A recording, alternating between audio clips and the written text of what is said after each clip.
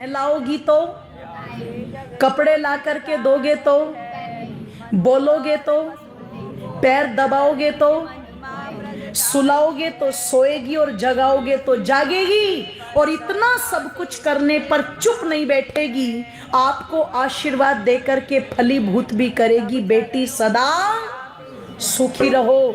निवेदन कर दूं, इससे बड़ा दुर्भाग्य और क्या होगा।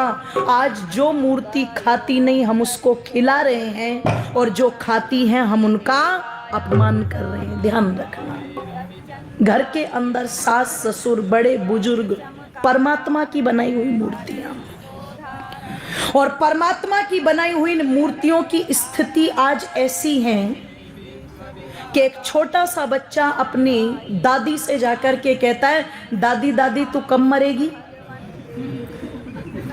इसने कहा, रे सत्यानाश जाए तेरा, इतना प्यार करती हूं तुझे, सारा दिन गोद में लेकर के घूमती हूं बेटे, मैंने तेरा क्या बिगाड़ दिया जो तू मेरे मरने की प्रतीक्षा कर रहा है। ये छोटा सा बच्चा कहता है, दादी मैं तो चाहता ही नहीं कि तुम मर जाओ। वो तो ये रोज मेरी मम्मी मेरे पापा से कहती रहती है, पता नहीं है तेरी माँ कब मरेगी, पता नहीं है तेरी माँ कब मरेगी। ये मर जाए तो इसके वाले कमरे में भैंस बांध दे। मतलब भैंस की चिंता है पर सास की चिंता, बोलो, सास की चिंता नहीं। क्यों क्यों?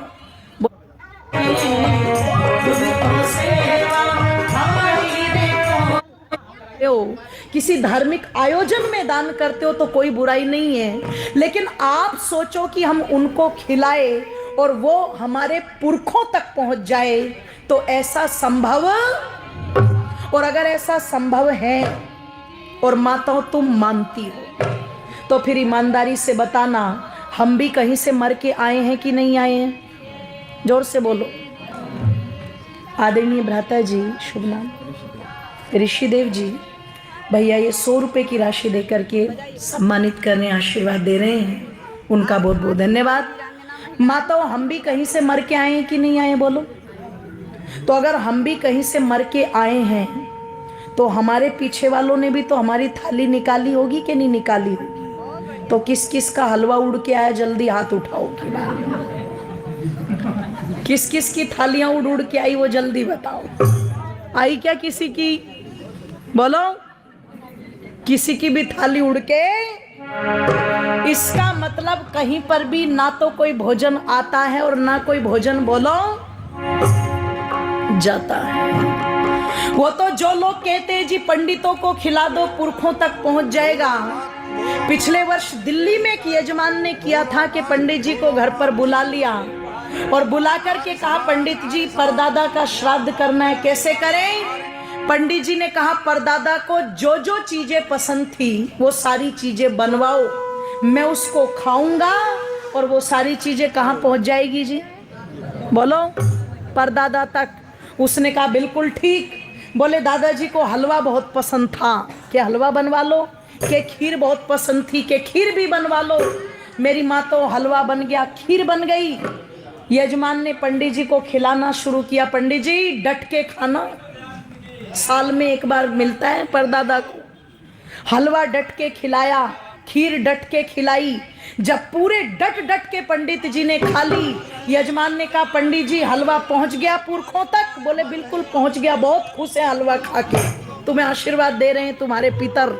बोले खीर पहुंच गई पितरों तक? बोले बिल्कुल पहुंच गई, बहुत खुश, तुम्हें पूरा आशीर्वाद दे रहे हैं। इसने कहा, पंडित जी हम तो भूल ही गए, दादाजी को हमने खीर खिला दी, हलवा खिला दिया, पर उनको शुगर की बीमारी भी थी, हलवा खा के इंसुलिन का इंजेक्शन भी तो लेते थे, जल्दी लेटो।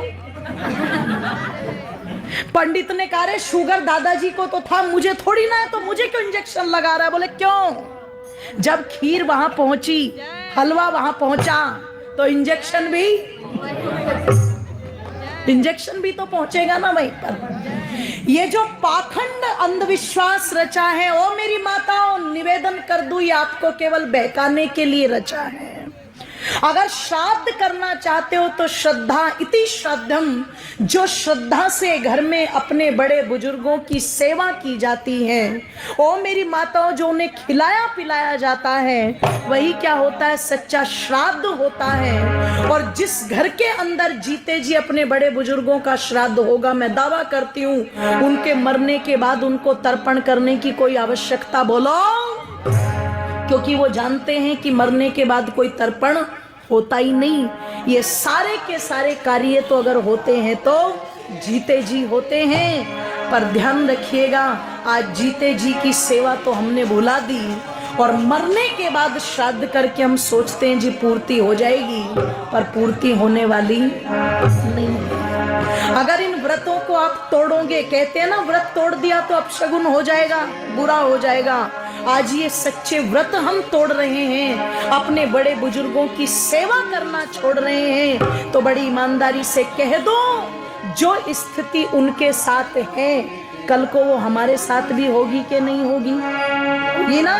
आइए ध्यान दीजिएगा क्या लिखा था कि जीते जीतने जुल्म गुजारे,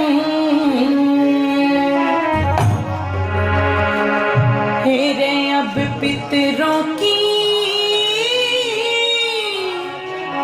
बात करें, गुजारे अब पितरों की बात करें, उनको सेवा ठाई रे कोन्या, अपनी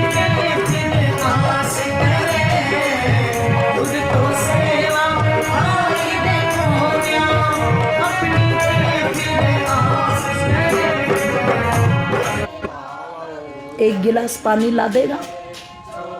अब ये तो श्रद्धा के वशीभूत होकर के आज कर्जा उतारने की फिराक में लेटा था।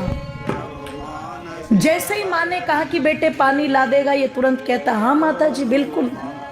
उठा, एक गिलास पानी लेके आया और बड़ी श्रद्धा से मेरी माताओं दोनों हाथों से वो पानी माँ को दे दिया। माँ लो जल ग्रहण करो।